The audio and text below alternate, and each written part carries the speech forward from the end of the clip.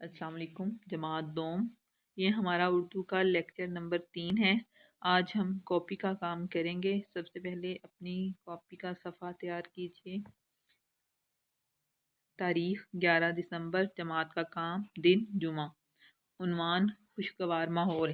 الفاظ معنی: خوشگوار، پسندیدہ، پیار، محبت، نظارہ، دیدار، خوبصورت، پیارا، قریب، نزدیک۔ خالی جگہ پر کریں۔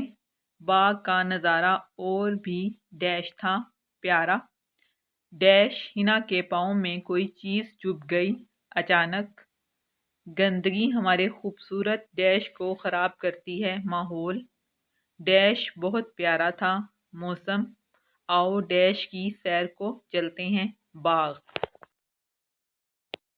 عنوان لفظی گنتی 11 سے 20 تک: 11، 12، 13، 14، 15، 16، 17، 18، 19، 20۔